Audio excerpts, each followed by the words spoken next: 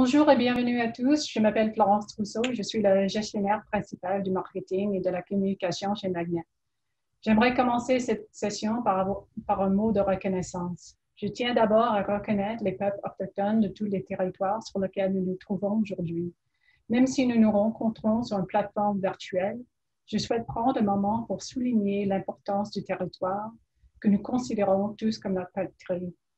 Ce faisant, nous réaffirmons notre engagement, notre responsabilité à améliorer les relations entre les nations et notre propre compréhension des peuples autochtones locaux et leur culture.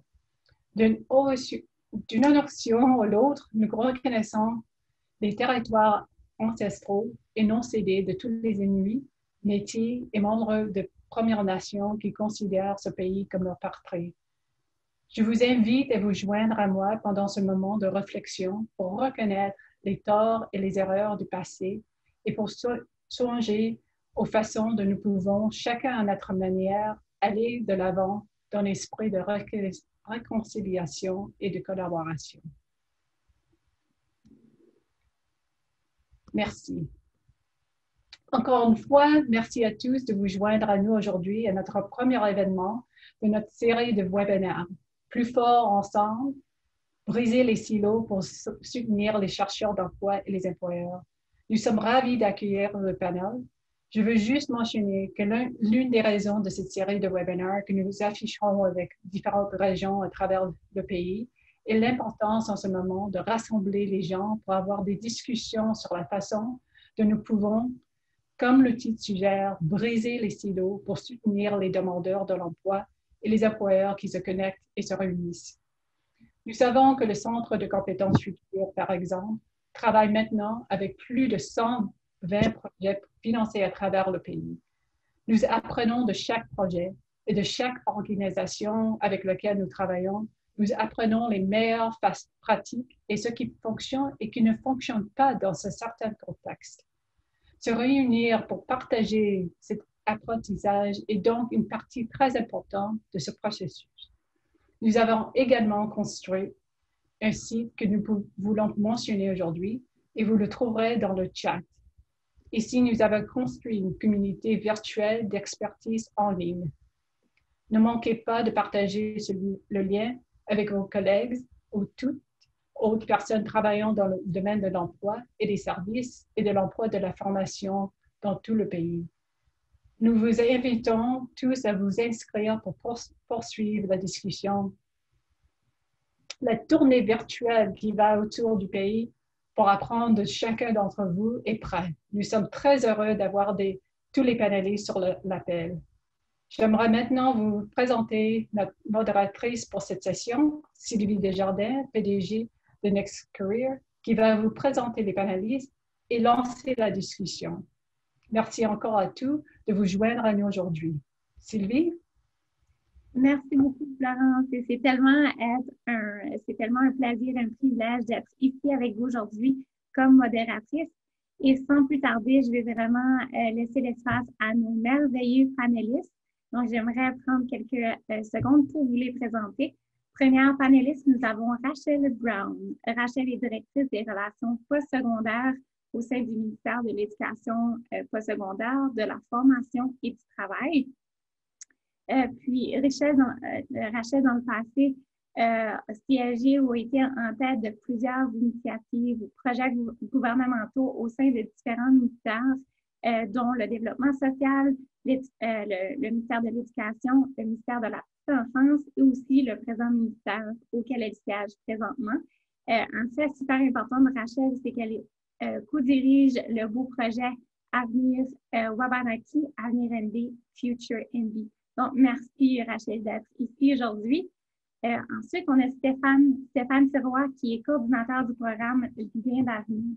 Donc, Stéphane, auparavant, aussi été coordinateur du programme provincial Agriculture en classe, directeur général du CDC et président du comité de subvention de la Fondation communautaire de Fredericton.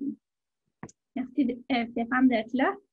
Et la dernière et non la moindre, Kenza Benina, Kenza, qui est diplômée de collège communautaire du Nouveau-Brunswick, que j'ai eu la chance de rencontrer et de travailler en collaboration avec Kenza au sein du programme Étudier pour y rester l'année dernière. C'était un réel plaisir de travailler avec elle. Donc, Kenza, diplômée du CCNB, elle est née à Marrakech, au Maroc, et elle a parcouru plus de 8000 kilomètres pour étudier au Canada. Donc, depuis qu'elle a franchi le pas de déménager seule dans un pays étranger et d'avoir obtenu son diplôme en finance, elle s'est engagée à faire une différence dans sa nouvelle communauté. Donc, merci beaucoup, Kenza, d'être là. Donc, je commence déjà avec la série de questions pour lancer la balle et j'aimerais commencer tout d'abord avec Rachel. Donc, Rachel, est-ce que ce serait possible pour toi de nous dire qu'est-ce qui te vient à l'esprit lorsque tu penses à construire une communauté prête à l'avenir? Merci Sylvie et bienvenue et un gros merci pour l'invitation d'être parmi vous aujourd'hui du Nouveau-Brunswick. Donc pour moi, des mots qui viennent en tête, c'est certainement des partenariats très respectueux, collaboratifs et diversifiés. Nous, c'est certain que pour nous, c'est s'assurer qu'on a la voix de tout le monde à la table, qu'on assure qu'on a nos portes ouvertes pour assurer qu'on peut tout construire c'est quoi l'avenir du marché du travail pour notre province. Et certainement, on veut s'assurer qu'on a nos jeunes comme Kenza, puis c'est vraiment un plaisir de rencontrer Kenza virtuellement ici, pour assurer qu'ils se voient ici de notre futur pour notre province et qu'ils se voient qu'ils font partie de notre futur marché de travail. Excellent. Stéphane, de ton côté, à quoi ça te fait penser construire des communautés prêtes pour l'avenir? Oui, bonjour. Moi, de mon côté, je vais donner un exemple un petit peu plus à l'échelle mondiale et à l'échelle plus locale. Dans mon ancien travail avec le programme d'agriculture en classe, il y a une initiative qui a toujours ressorti, qui m'a marqué, puis j'y pense souvent. C'est En route vers 2050. En 2050, qui n'est pas très loin, la population sur la planète va atteindre 10 milliards. Du point de vue de l'agriculture, c'était mais comment on va nourrir 10 milliards d'individus sans détruire la planète? Puis je crois que ça s'applique à tout ce qu'on fait, peu importe dans quel secteur on travaille, dans quelle région on habite. Il faut toujours garder un petit peu cet angle de citoyen du monde, puis de s'assurer que tout ce qu'on produit, tout ce qu'on consomme, tout ce qu'on fait au quotidien est fait de façon durable. C'est que ça va devenir de plus en plus important dans les prochaines années. Maintenant, du point de vue local, au Nouveau-Brunswick, si on veut bâtir des communautés d'avenir, je crois que c'est important aussi de s'assurer qu'on a une diversité d'individus avec une diversité de compétences.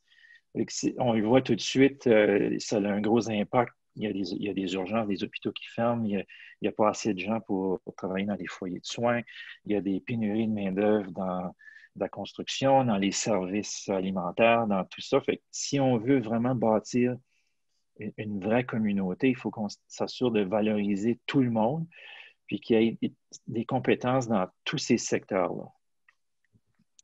Super, Stéphane. Puis j'aime le fait que tu mentionnes qu'on parle de l'avenir. Il y a l'avenir qui est demain, que là, il faut être encore un peu réactif, mais il y a aussi 20-50 justement de penser à développer des initiatives qui vont nous permettre d'être proactifs vers l'avenir.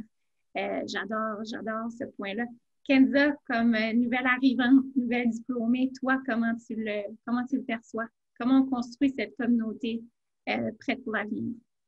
Je rejoins Rachel puis Stéphane, ce qu'ils ont dit, la diversité puis l'inclusion reste très importante. L'autre chose, c'est comment impliquer cette diversité puis cette inclusion puis ce dialogue-là entre les gens.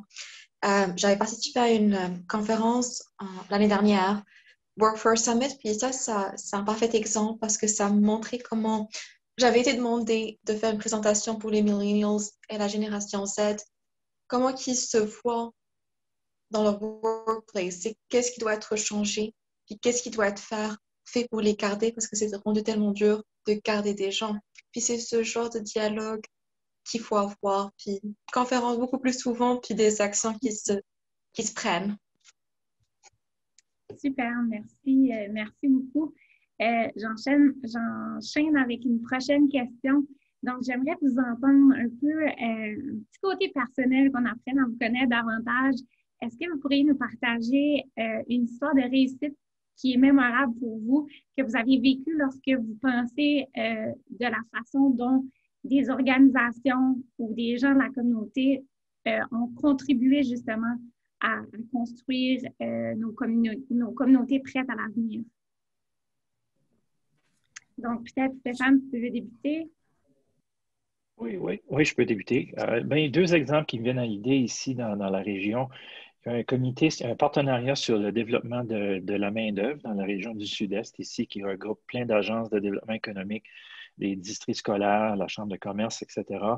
Et cette initiative-là travaille beaucoup avec les élèves du niveau à l'école intermédiaire et au secondaire. Fait que maintenant, il y a des visites d'entreprise virtuelles qui se préparent. Puis il y a aussi beaucoup de liens qui se créent entre les élèves, la salle de classe et le vrai monde, le monde des affaires, des entrepreneurs. Fait que ces liens-là vont pouvoir se faire. Puis le programme Lien d'avenir, que moi je suis le coordinateur, bien, nous, on focus plus sur les élèves postsecondaires. Fait que maintenant, on met en lien les élèves du postsecondaire avec le marché du travail. Super. Rachel, je t'ai comme presque coupé la parole. J'ai vu que tu voulais y aller, donc je te laisse la voix. C'est correct et un gros merci Stéphane. Pour nous, c'est certainement un grand succès pour nous, puis ça va jamais arrêter, je pense. C'est notre mouvement d'avenir Nouveau-Brunswick. C'est vraiment pour identifier que l'apprentissage expérientiel est vraiment clé pour s'assurer qu'on peut co-développer, co-créer le marché de travail, la main-d'œuvre pour le futur. Et nous, c'est certain qu'on veut utiliser, on veut implanter l'apprentissage expérientiel dans notre système d'éducation dès la petite enfance jusqu'à la fin postsecondaire, parce que nous, c'est certain que nos jeunes ne savent pas qu'est-ce qu'ils ne savent pas. Ils ont plein d'idées, ils ont une passion, ils ont l'intérêt. Il faut ouvrir cette porte-là pour assurer qu'ils peuvent créer leur futur avec nous, avec l'employeur. Et aussi, l'employeur ne sait pas peut-être c'est quoi les réponses pour leur secteur. Mais c'est quoi? Les jeunes, ils ont peut-être la réponse pour eux. Donc, nous, on veut, avec Avenir Nouveau-Brunswick, on veut créer ce type d'expérience ici où est-ce qu'on transfère l'information du marché de travail en vraie vie, on leur donne la chance de sortir de la classe et de vraiment vivre l'expérience ici avec nos employeurs ici au Nouveau-Brunswick. Nous, c'est Avenir Nouveau-Brunswick, ça n'appartient pas à un, ça nous appartient à tous et ceux et celles qui veulent créer un futur beaucoup plus brillant et beaucoup plus prêt pour le futur de notre province. Donc, c'est certainement un investissement et un rôle pour nos institutions postsecondaires, l'école secondaire, la petite enfance, le gouvernement, les employeurs, les chambres de commerce comme où est-ce que Stéphane travaille présentement. Donc, c'est vraiment intéressant de voir le partenariat très riche, respectueux, où est-ce qu'on vient tous et tous avec nos expériences, nos intérêts, et on assure à tout temps la voix des jeunes sont à la table aussi. Là. Donc, on est vraiment avec Avenir Nouveau-Brunswick pour nous. Sacha, ce que tu dis vient me chercher directement parce que justement, chez Next Career, c'est un service d'orientation de carrière pour les jeunes et aussi les moins jeunes. Mais ce qu'on dit aux parents et aux plus jeunes, on essaie de commencer nos programmes à partir de la 8e année parce qu'on croit vraiment dans l'apprentissage expérientiel. C'est de la seule façon que nos jeunes, non seulement ils peuvent développer des compétences avant même les études postsecondaires, mais aussi ils vont s'assurer de faire un meilleur choix de carrière parce qu'ils ont vraiment l'opportunité de commencer leur exploration dès un jeune âge. Donc, j'applaudis vraiment les initiatives d'Avenir Nouveau-Brunswick puis la province du Nouveau-Brunswick parce que c'est vraiment important, les recherches le démontrent aussi. Donc, bravo pour ces belles initiatives-là. Kenza, de ton côté? Moi, je dirais que je joue le rôle de connecter les gens avec ce genre de service. Je fais partie d'une association que j'avais commencée quand la pandémie a commencé pour les étudiants internationaux. On fait tout ce qu'on peut pour garder les étudiants internationaux ici, puis la meilleure façon de les garder, c'est de les connecter avec des gens comme vous, de leur dire que il y a un avenir au Nouveau-Brunswick, qu'il y a des positions qu'ils peuvent réaliser leurs rêves ici. Donc, c'est tout un travail derrière de trouver des organismes comme la Chambre du commerce ou d'autres pour, pour les connecter avec des employeurs, pour les aider à retravailler leur résumé, pour les réorienter parce que des fois, ils ont un background qui est totalement différent. Là, ils veulent s'aventurer dans de nouvelles choses. Et c'est pas mal ça ce qu'on fait avec l'association. Je suis sûre que le monde, après avoir gradué ici, ne va pas juste au Québec ou en Ontario, qu'il y a aussi des possibilités ici. Donc, tu t'es permis de vraiment donner de ton temps, créer parce que je crois que la créatrice et la fondatrice de cette initiative-là. Qu'est-ce qui est le nom de l'organisation? ISA, International Student Association. OK, parfait. Écoutez, c'est pour avoir connu Kenza, je crois qu'on en a discuté de tout ça justement durant la pandémie. Puis pour moi, c'est tellement le fun d'entendre que c'est encore là, c'est encore présent. Je suis certaine que cette initiative-là peut jouer un rôle vraiment considérable dans la possibilité des nouveaux arrivants qui sont ici. Ils sont déjà intégrés dans notre société. Si on peut leur permettre de vraiment démarrer au Nouveau-Brunswick, c'est bien pour nous. C'est bien pour nos enfants, pour notre culture. Donc, vraiment, tout le monde y gagne. Excellent. Prochaine question maintenant. À votre avis, on a parlé de vous, vos expériences, de vos réussites. J'aimerais vous entendre avec la panoplie d'expériences que vous avez. Selon vous, c'est quoi le rôle des gens, la communauté, des autres professionnels? Quel rôle que les gens peuvent jouer justement dans la construction de cette communauté-là prête pour l'avenir? Peut-être qu'on peut commencer avec Kenza, étant donné qu'on a déjà commencé avec Rachel et Stéphane. Oui, moi je pense que n'importe quelle industrie a un rôle, puis les gens qui travaillent dans cette industrie ont un rôle aussi. L'industrie en soi devrait avoir cette culture de diversité, d'inclusion. Et là, je vais parler d'une perspective d'une nouvelle arrivante, de quelqu'un qui vient de graduer. Ça fait un an que j'ai gradué, mais l'inclusion puis la diversité, juste le fait d'écrire ces mots noirs sur blanc est déjà un grand pas de dire que c'est important pour nous. Ça permet d'avoir un changement, ça permet d'avoir une nouvelle mentalité, ça permet aux gens qui travaillent dans ces entreprises-là de se dire, OK, il n'y a pas seulement le Nouveau-Brunswick, il y a d'autres pays dans le monde, puis ces gens-là sont là pour nous aider à avoir un avenir meilleur. Là, c'est quand les gens qui travaillent dans la société ou dans n'importe quel organisme vont jouer leur rôle, c'est qu'ils ont besoin d'accueillir ces gens-là, de dépasser leur zone de confort, d'aller leur parler, de ne pas laisser un accent les arrêter, de se dire que si cette personne a un accent, c'est qu'elle a une histoire derrière, d'aller chercher la personne, d'aller chercher à la connaître, de comprendre sa culture, pas de la comprendre, mais au moins juste d'essayer d'avoir plus d'informations sur cette culture-là, puis sur cette mentalité-là, ces idées-là, parce qu'on se complète à la fin de la journée. Oui, on est différents, mais c'est ce qui fait notre force. C'est d'ouvrir la porte à ces gens-là, de les inviter dans vos maisons. Invitez-les à prendre un café, invitez-les à vos maisons, invitez-les, parce que finalement, les Nouveaux-Brunswickois ont déjà leur famille ici. Si quelqu'un vit à Moncton, il y a beaucoup de chances qu'il a des membres de la famille à Fredericton, peut-être à Shippagan, et j'en passe. Mais pour un étudiant international ou un nouvel arrivant, son employeur ou son collègue est sa famille. C'est ça que le monde a besoin de se rappeler. Ces gens-là qu'on voit chaque jour représentent notre famille à la fin de la journée. Donc, ce que j'entends, c'est vraiment de démontrer de la curiosité interculturelle. Donc, d'oser poser des questions aux gens, de poser la question, puis corrige-moi si je me trompe, ou c'est pas une bonne façon de le faire, mais si on entend justement cette action-là, de poser la question, savoir tu viens d'où, parle-moi un peu de tes origines, de vraiment démontrer une curiosité à savoir qui sont les gens qui nous entourent. Puis je crois que pour les Nouveaux-Brunswickois, on est habitué de le faire parce qu'on a tellement d'accents des différentes parties de la province. Il suffit d'extrapoler un peu cette habitude-là qu'on a de dire « Ah, mais toi, tu viens-tu du nord-ouest ou du sud-est? » puis le faire avec les accents, justement, marocains ou tunisiens ou français. Donc, curiosité interculturelle, super important. Stéphane? Je crois que moi, je suis un de ceux qui croient que il y a beaucoup plus de choses positives qui vont sortir de la pandémie après que de négatifs. Ça a été un défi, mais je crois qu'ici, particulièrement au Nouveau-Brunswick, on a été en partie chanceux, mais ça a forcé un petit peu tout le monde à vivre une expérience commune, puis à travailler ensemble.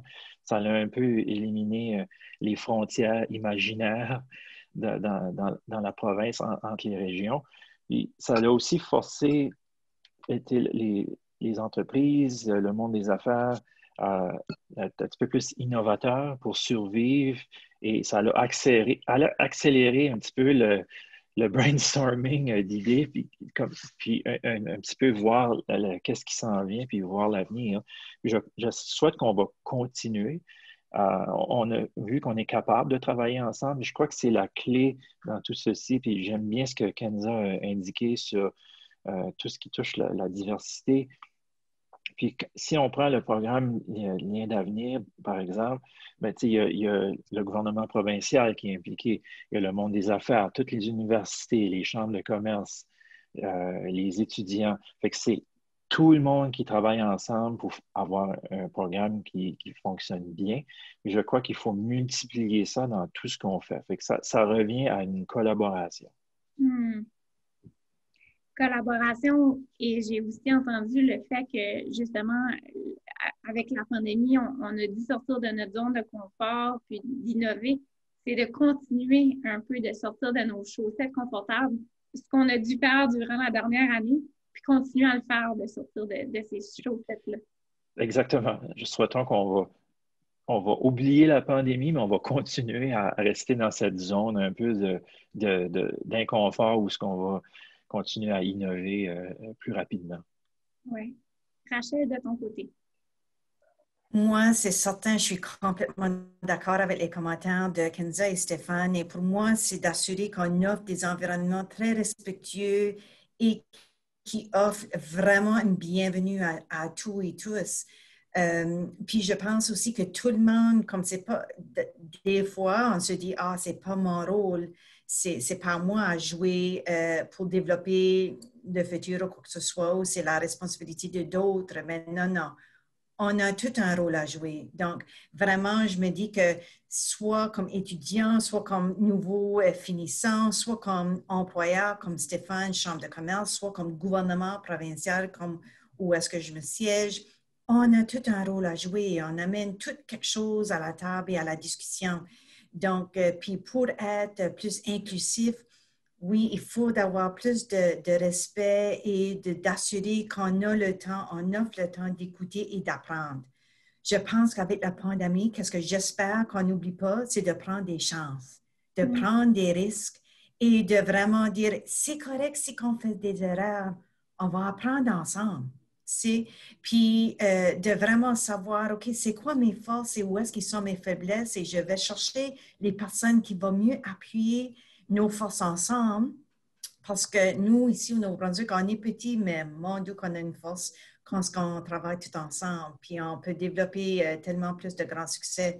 Comme Stéphane a discuté, Lien d'avenir, ça a vraiment venu avec l'esprit d'avenir Nouveau-Brunswick pour assurer que tout le monde est équitable à la table pour construire le succès pour notre province. Excellent. Merci beaucoup. Je passe maintenant à la prochaine question. Donc, compte tenu du monde qui nous entoure et de l'évolution du dialogue sur le futur travail et les futures compétences requises, selon vous, quelles sont les ressources ou quelles ressources pourriez-vous proposer aux gens qui veulent justement adapter leur carrière, développer des nouvelles compétences qui seront nécessaires dans le futur? Donc, ici, je focus surtout sur les gens. On va parler dans quelques secondes un peu plus des employeurs, mais pour le moment, qu'est-ce que vous proposez comme ressources aux gens qui veulent développer leurs compétences? On peut commencer avec Rachel. Si j'y pense aux gens, ben c'est certain que pour moi, c'est toujours relié aux étudiants comme gens. Donc, puis nous, c'est certain, l'outil d'Avenir Nouveau-Brunswick, c'est tellement important. Nous, on voit ça comme l'outil prioritaire pour assurer qu'ils ont des bonnes connexions parce que comme on le sait, c'est pas tous les jeunes ou tous les étudiants qui ont un champion qui se dit « Je crois en toi, je te donne ma confiance, tu peux le faire, tu peux aller voir puis développer tes rêves. » Donc, nous, on sait que si on peut leur donner un apprentissage expérientiel pendant toute l'année, ce n'est pas des postes d'emploi, mais c'est une façon où est-ce qu'ils peuvent augmenter leur connexion de communauté. Ils peuvent avoir du mentorship, ils peuvent retenir un adulte, une personne qui sont passionnés en eux, qui ne le voient pas en eux-mêmes, là, tu sais, qui peuvent développer cette confiance de soi, qui leur donne la passion de continuer de poursuivre leur niveau d'éducation et aussi d'avoir plus d'informations pour le postsecondaire. Donc, pour nous, c'est certain de s'entourer des personnes qui se croient en eux, puis savoir qu'on a plein de ressources ici au Nouveau-Brunswick, que ce soit le système d'éducation, le système postsecondaire. On a le choix d'être en ligne ou en personne maintenant. On a aussi, pour nous, nos bureaux régionaux avec Travail NB qui a beaucoup de ressources pour les bien guider. Mais certainement, pour nous, aujourd'hui, c'est vraiment l'avenir de Nouveau-Brunswick que nous, on voit, c'est la clé pour notre succès, pour l'avenir pour nos étudiants. J'ai envie de te poser une question supplémentaire justement par rapport à ça. Si je me mets dans les souliers d'un étudiant ou dans les souliers d'un parent qui est présent aujourd'hui, qui dit « OK, ben oui, je veux que mon enfant trouve un mentor, je veux qu'elle cherche un peu plus d'informations, des gens qui croient en lui. » Qu'est-ce qui est le premier point de départ? Donc, pour nous, avec la structure qu'on a créée, c'est aussi, ça démontre notre volonté, la collaboration de chacun de nos partenaires. Donc, chacun de nos écoles ont maintenant des coordinatrices de Avenir Nouveau-Brunswick. Donc, francophones et anglophones. On a aussi les contacts de nos collèges. On a maintenant des équipes d'Avenir Nouveau-Brunswick dans chacun de nos universités. C'est eux qui sont le contact principal. Ou si qui envoient un courriel général de notre site web, on les aligne avec la bonne personne. Donc, on a comme développé une structure provinciale qui est comme un one-stop shop, c'est que je pourrais dire de cette façon-là. Si ils vont m'appeler, c'est certain que j'ai les contacts nécessaires. C'est aussi une façon d'informer les parents aussi, là, donc pour assurer qu'il y a quelqu'un là pour bien les guider. Puis, on a aussi les mêmes contacts pour les employeurs. Super. Stéphane, qu'est-ce que tu recommandes comme ressource aux gens? Bien, c'est peut-être pas nécessairement une ressource spécifique, mais c'est quelque chose qu'un de nos stagiaires a mentionné hier dans la session anglophone. C'est de prendre le temps de faire du bénévolat, de t'impliquer dans la communauté, de siéger sur des conseils d'administration. On parle de compétences futures ou compétences d'avenir, mais en t'impliquant comme ça va aussi t'aider à développer tes compétences en communication, comment vendre tes idées, comment négocier, comment faire des compromis, comment travailler avec une diversité de gens. Et je crois que c'est extrêmement important d'avoir cette implication-là dans la communauté, bénévolat, conseil d'administration, etc. Je crois que tu apprends souvent même plus en faisant ça que dans un milieu de travail. Puis, j'aimerais rajouter par rapport à ça, Stéphane, non seulement c'est les compétences qu'on développe, mais par ricochet, c'est le réseau qu'on développe. Donc, plus on est engagé dans une communauté ou au sein des organisations qui nous tiennent à cœur, plus on va être aussi entouré de gens qui partagent les mêmes, la même niche ou les mêmes champs d'intérêt. Donc, c'est vraiment un deux pour un. Puis le réseau, on le sait, au niveau des emplois, il y a 20% des emplois qui sont affichés en ligne. L'autre 80%, on a accès à partir de notre réseau. Donc, certainement, le bénévolat, faire partie des conseils d'administration peut être une belle opportunité pour développer ce réseau-là. Kenza, de ton côté, qu'est-ce que tu recommanderais comme ressource? Le bénévolat reste toujours une excellente ressource. L'autre chose, c'est les compétences. Parce que ce qu'on oublie, c'est que 30 à 40% des emplois futurs n'existent pas encore. C'est-à-dire que ce n'est plus une question de quel diplôme que tu as ou quel certificat que tu as. Ça reste important, je ne dis pas l'inverse. Ce que je dis, c'est que les compétences qui viennent avec font toute la différence. d'avoir un esprit critique, savoir collaborer avec des gens, être positif, avoir une attitude positive au travail, ne pas être enfermé, mais être plus extraverti, puis savoir aller vers l'autre. C'est toutes des compétences qu'on aura besoin dans les jobs à venir. On ne connaît même pas ce que sera cet emploi à venir, mais on sait déjà qu'on a besoin de ces compétences-là. N'importe quelle activité qui pourrait développer cette confiance en soi, il faut la faire et le bénévolat reste le parfait exemple. Alors, donc, je crois que vous êtes tous les trois d'accord que justement le bénévolat, de donner son temps. Moi, je vais vous dire, je fais du bénévolat depuis que je suis jeune. Encore aujourd'hui, même avec une entreprise, je me permets de siéger sur des communautés, des comités provinciales et nationales. Et autant que je donne de mon temps, autant je reçois parce que ça me permet de connecter à d'autres professionnels, d'apprendre davantage par rapport à des champs d'intérêt qui m'intéressent.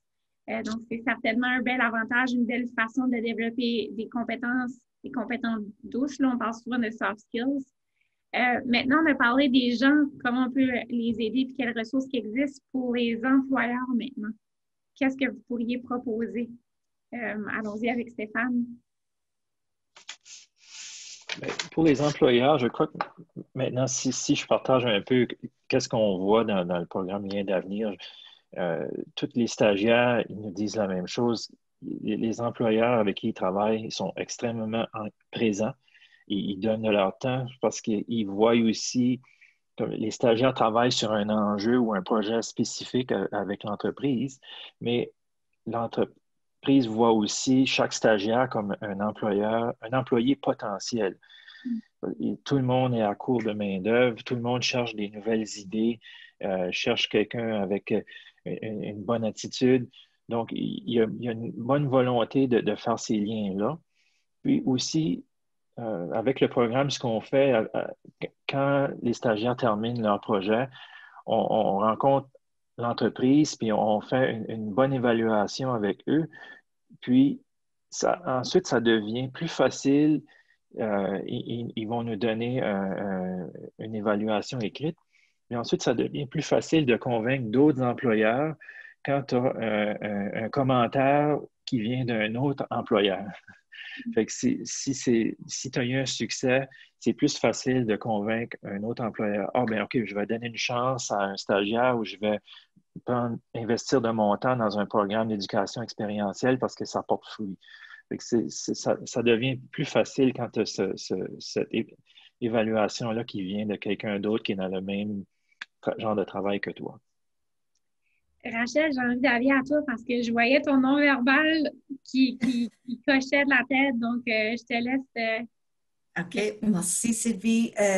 Pour moi, c'est vraiment de poser la question aux employeurs comme est-ce que vous recevez l'information de vos employés ou de peut-être même les étudiants ou est-ce que vous allez avoir une connexion à travers d'Avenir Nouveau-Brunswick? Est-ce qu'ils peuvent vous offrir soit la réflexion, l'information qui sont clés? Pourquoi qu'ils vont choisir comme un employeur? Qu'est-ce qui vous manque?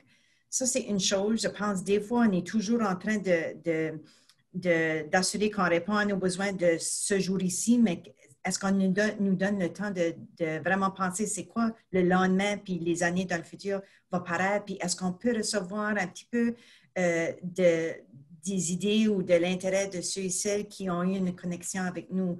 Et nos jeunes, ils ont plein d'idées, ça c'est certain. Nous, avec Avenir Nouveau-Brunswick, avec l'apprentissage expérientiel, je veux juste laisser savoir aux employeurs que c'est pas juste un modèle. On ne met pas tous les employeurs dans une boîte.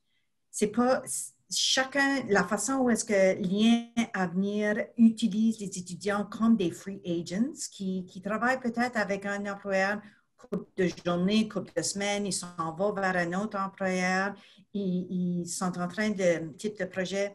Donc, nous, on veut s'assurer qu'on peut être flexible, on peut créer les apprentissages expérientiels uniques à l'employeur même, parce qu'on a une variété d'employeurs ici au Nouveau-Brunswick.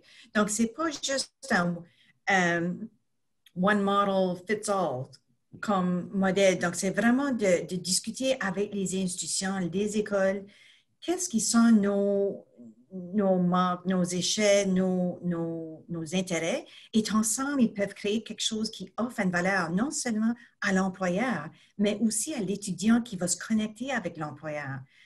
Donc, je pense que ça, c'est vraiment important et que l'employeur a la chance de co-créer. Ça veut dire quoi, Avenir Nouveau-Brunswick, pour eux, pour qu'ils peuvent développer d'être un champion de le mouvement aussi, là.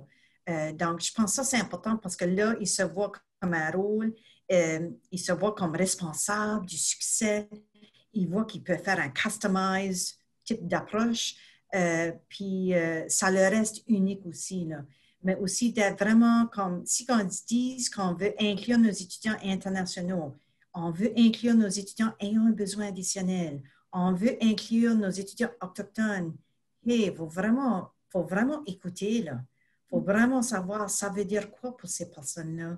Comment est-ce que j'offre puis j'ouvre mon environnement de travail pour assurer qu'ils se sentent valorisés, respectés, inclus dans notre marché de travail? J'aime tellement ce que tu dis, puis j'entends depuis tout à l'heure le même fil conducteur dans ton message, mais c'est la collaboration. Mais quand on parle de collaboration, c'est pas juste de travailler ensemble, c'est d'aller écouter, d'accepter comme employeur, comme dirigeant, comme personne qui est un peu plus en position de pouvoir que les gens qui sont vraiment au niveau, qui sont dans l'action, qui sont hands-on, nos étudiants, nos jeunes, qu'est-ce qu'ils ont besoin, qu'est-ce qu'ils ont à dire, qu'est-ce qui est leur besoin en termes de compétences, tout ça. Puis j'ai l'impression que tu es extrêmement confiante que plusieurs des réponses, c'est ces personnes-là, c'est nos communautés autochtones, c'est nos étudiants internationaux qui vont pouvoir nous donner l'information. Merci, parce que nous, ici, la réalité au Nouveau-Brunswick, c'est qu'on a plus de postes d'emploi qu'on a d'individus. Donc, le choix pour Kenza et ses collègues, là, en a plusieurs de choix. Donc, c'est certain que nos jeunes ou les employés pour le marché de travail du futur, ils allont choisir des employeurs qui offrent un environnement de respect, qui offrent la chance de travailler sur des projets qui te touchent à tes passions, à tes valeurs personnelles. Ce n'est pas juste un poste d'emploi, mais c'est qu'est-ce que je peux amener à ma communauté? Qu'est-ce que je peux amener pour moi? Puis le futur, le marché de travail du futur, là, ils n'allont pas rester dans un poste. Ils vont vouloir avoir plusieurs carrières. Donc, quand on discute des compétences requises, c'est de savoir que tu peux être flexible, tu peux transférer tes compétences, tes acquis dans différents postes qui te donnent une passion de vivre. Donc, c'est là que les employeurs, ils doivent vraiment faire attention parce que s'ils ne répondent pas aux besoins de notre futur marché de travail, ils allont choisir des postes où est-ce que l'environnement leur ouvre la porte. Donc, d'avoir une culture organisationnelle qui est claire, des valeurs qui sont claires, parce que oui, les recherches le démontrent, les jeunes qui sont déjà sur le marché de l'emploi, ils veulent des organisations qui s'alignent avec leurs valeurs. Puis, tu as raison avec le fait qu'il va y avoir plusieurs carrières. Les recherches démontrent, on parle de blocs de 5 ans normalement. Puis, j'ai l'impression, avec ce que je vois dans mon bureau, que ce bloc de 5 ans-là va peut-être réduire en cours de route. Donc, Kenza, j'avais hâte de t'entendre. Justement, toi, la voix de la nouvelle diplômée, qu'est-ce que tu dirais aux employeurs? Déjà que j'aime beaucoup ce que Rachel a dit, que là, c'est rendu que c'est les employés qui vont demander aux employeurs pourquoi je te choisirais comme employeur. C'est une phrase très forte parce que normalement, dans n'importe quelle interview, la main question qu'ils vont demander pourquoi je te choisirais comparé aux autres. Et aujourd'hui, c'est nous qu'on peut dire pourquoi je choisirais de travailler ici comparé à une autre place parce que je suis rendu que j'ai un choix, ce qui fait toute une différence. Par exemple, une centaine d'années passées, le monde travaillait dans des usines puis ils faisaient la même tâche chaque jour. Ils n'ont plus réussi à la faire, ils ont créé des robots et c'est la raison pourquoi les robots ont été créés. Les industries, après, ont décidé d'innover puis d'avoir un nouveau design dans leur environnement pour essayer de garder les gens. Et ça n'a pas été assez parce que les gens quittaient quand même, puis il y avait un stress. Et je rejoins ce que Rachel a dit encore une fois. que les gens font plusieurs carrières et là, c'est dans les prochaines années, on pense que les gens vont avoir 7 carrières durant leur chemin de vie. Puis pas seulement 7 positions dans le même domaine, mais 7 carrières différentes. C'est beaucoup. Ça veut dire qu'il en faut beaucoup à un employeur pour garder l'employé. Il doit y avoir un sens de stabilité. On a besoin d'avoir cette stabilité là dans notre emploi. On a besoin d'être challengé à chaque jour. On a besoin d'être stimulé à chaque jour parce que si on tombe dans l'ennui, comme c'était le cas il y a une centaine d'années passées, le monde va juste partir et ils ne vont pas rester. C'est vraiment de revoir ce challenge-là chaque jour. Puis COVID est un parfait exemple parce que travailler de la maison, il y a beaucoup d'entreprises qui y ont pensé mais n'ont jamais franchi le pas parce qu'il y avait toujours une peur, la peur de perdre le contrôle sur l'employé, la peur que l'employé ne fasse pas ses tâches comme il est supposé faire. Et j'en passe, il y avait une peur énorme. Et quand ils ont été obligés, qu'ils n'avaient plus le choix que d'envoyer leurs employés à la maison, il y a eu de bons résultats finalement. Puis là, je rejoins Stéphane avec les bons points de la COVID. C'est qu'il y a finalement eu de bons points. Cette peur que l'employeur avait, il a finalement trouvé que ça en valait la peine que les gens travaillent de chez eux parce qu'ils ont un bon rendement. Là, la grosse question, c'est comment il va faire pour les ramener à l'entreprise. Et c'est là que beaucoup d'entreprises rénovent encore une fois pour essayer d'attirer les employés et les faire revenir dans leur bureau. Ça ne va pas être une tâche facile finalement. C'est de l'adaptation, certainement. Merci pour vos beaux partages par rapport aux ressources. Question de vous apprendre à vous connaître peut-être un peu plus côté personnel. J'aimerais vous entendre sur, on vient de parler de ressources comme le bénévolat. S'engager de façon au sein de notre communauté pour aller développer des ressources. Mais est-ce qu'il y a des livres, peut-être des TED Talks, des podcasts qui vous aident à façonner votre vision de l'avenir? Est-ce qu'il y a ce type de ressources-là que vous pourriez partager aux gens qui sont ici? Tu vas avec Enza? Il y a un livre que je pense que tout le monde devrait lire. Ça s'appelle The Chief Reinvention Officer Handbook, How to Thrive in Chaos. L'auteur s'appelle Nadia. Je ne saurais pas prononcer son dernier nom de famille, je ne le prononcerai pas. Mais elle est excellente. C'est une gourou de réinvention. Puis elle explique l'importance de réinventer. Elle explique comment les entreprises doivent être pas rénovées, mais réinventées chaque 3 ans. C'est énorme avec notre mentalité de conservateur, de vouloir garder la même chose, que ça ne marche plus finalement, que tu dois être rénové chaque 3 ans. Et le livre est vraiment bon, puis je conseillerais n'importe qui de le lire s'il veut que son entreprise reste sur le marché. Sinon, elle va pas rester longtemps. Donc, c'est un incontournable, selon toi, pour les entrepreneurs. Excellent. Stéphane, est-ce que tu as une ressource, TED Talk, podcast, livre? Ben, je vais donner pas nécessairement une ressource spécifique, mais j'ai pris l'habitude de toujours consulter une variété de sources pour exemple, pour les nouvelles ou pour l'information, parce que maintenant, c'est tellement facile sur ton téléphone, sur ton ordi, d'être configuré pour avoir ton information qui vient d'un point de vue ou d'une source. Puis souvent, on voit ce que ça donne. Des fois, dans le côté politique, ça va polariser les gens. Mais je crois que c'est vraiment important quand on regarde les nouvelles ou l'actualité ou quand on fait de la recherche, d'aller dans une variété de sources. Je crois que c'est extrêmement crucial. Excellent. Et Rachel, de ton côté? Moi, qu'est-ce que j'aimerais ajouter, c'est qu'il y a plusieurs TED Talks, il y a plusieurs livres, il y en a plusieurs, je pourrais en avoir probablement une centaine. La richesse que moi j'apprécie, c'est vraiment aujourd'hui, c'est d'avoir des vraies discussions réelles, honnêtes, respectueuses avec nos jeunes. Nous, ici au Nouveau-Brunswick, nos jeunes nous informent à chaque jour et pour moi, c'est quand je rencontre l'association que Kenza et ses collègues ont créée, à chaque fois que je les ai rencontrés 3 fois maintenant, j'apprends quelque chose.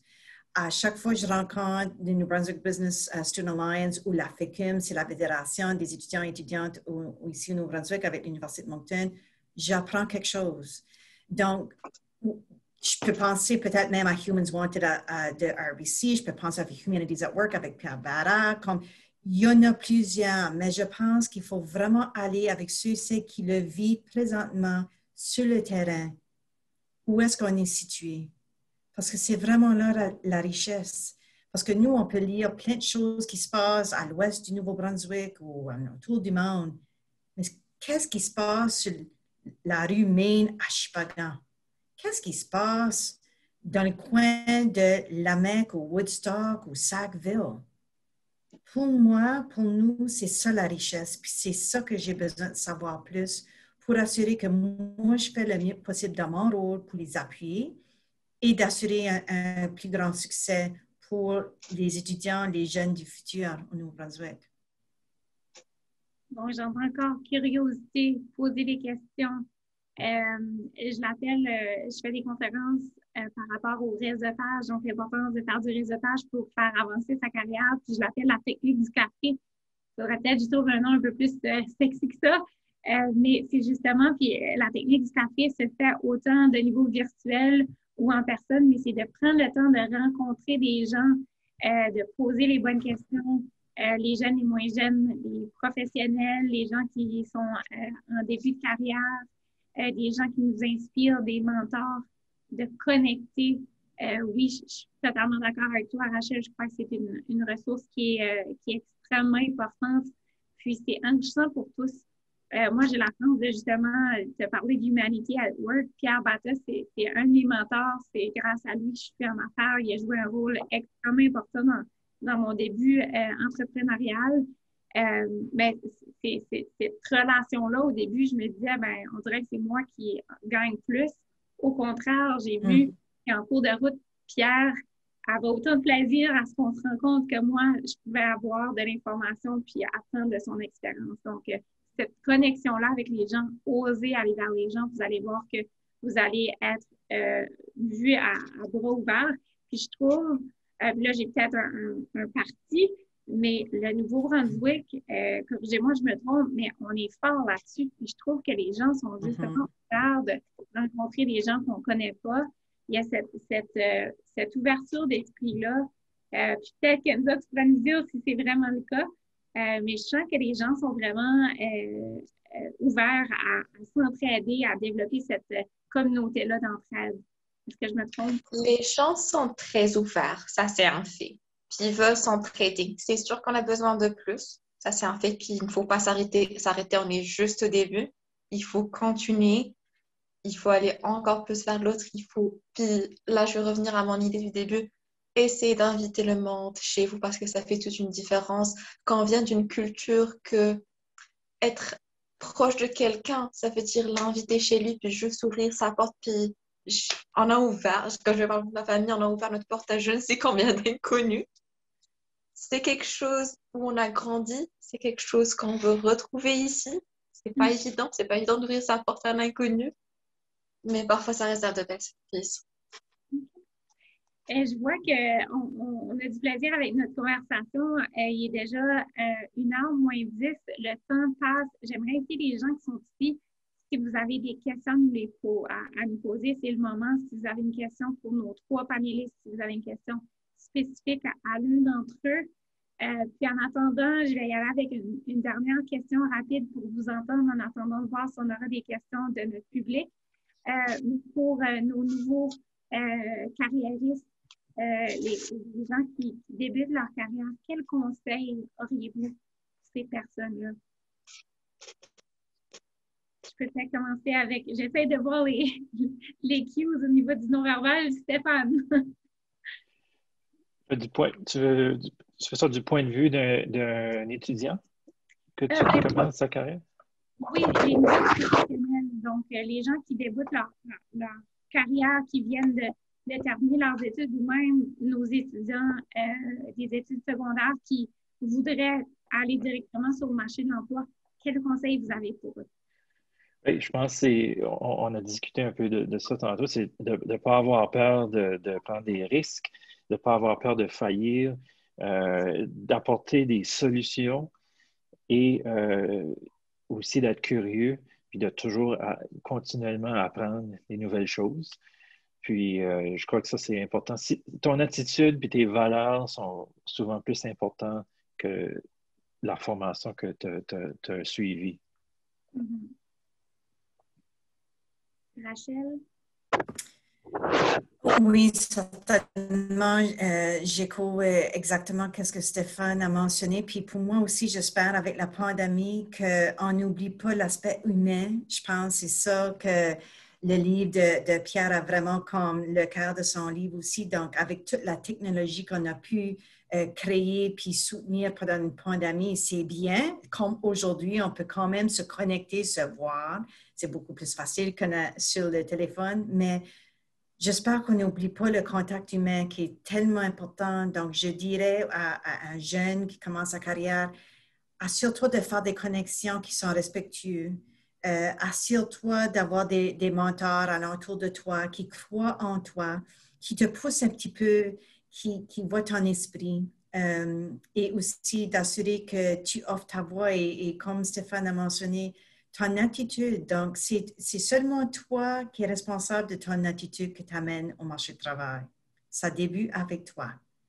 Donc, si tu amènes un esprit de confiance, de positive, de collaboration, de respect, tu vas l'avoir aussi, là. Donc, ça serait mes conseils. Puis Kenza qui est directement là tout de suite. Je dirais la même chose, d'oser d'aller vers l'autre, d'oser frapper à cette porte, puis de demander ce travail, même si tu crois que tu n'es pas qualifié pour, d'oser postuler à cet emploi, d'oser parler à ce manager, d'oser parler à cette directrice, d'oser aller vers l'autre, puis d'apporter cette confiance en soi, puis de dire oui, c'est possible que je n'ai pas tous les diplômes, c'est possible que je n'ai pas tout ce que vous demandez, mais je veux apprendre. Et je veux faire une différence, mais je suis capable de le faire. Juste apporter cette confiance-là peut faire toute une différence. Excellent. Wow, la richesse de la conversation qu'on vient d'avoir, je vais vous dire, comme Nouveau-Brunswickoise, de voir les initiatives qui sont faites par le gouvernement, ça me donne énormément espoir d'entendre Kenza qui est ici, qui a décidé de démarrer au Nouveau-Brunswick. Ça me donne extrêmement espoir à cette communauté d'avenir-là. Je pense qu'on a déjà des belles initiatives en place. Puis ce que j'entends justement pour nos travailleurs, nos professionnels, nos nouveaux diplômés, c'est de s'adapter, d'oser parler, d'oser rêver, de se connecter aux gens, d'oser développer des compétences douces.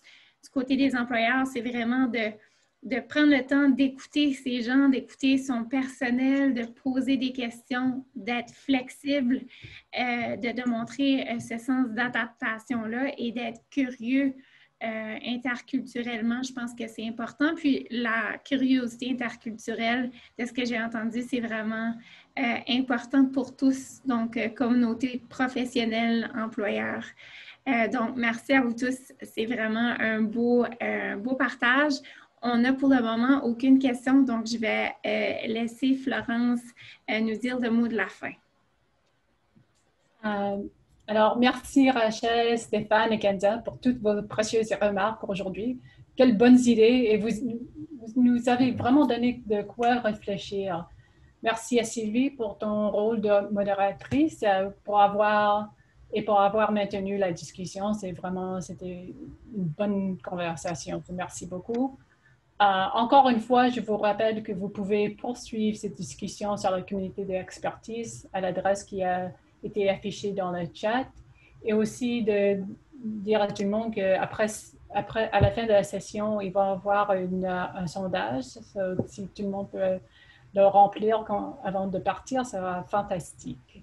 Merci encore. Et, vraiment, c'était l'information que c'était fantastique. Je ne peux pas plus dire de ça. Alors, merci à tout le monde et bon après-midi.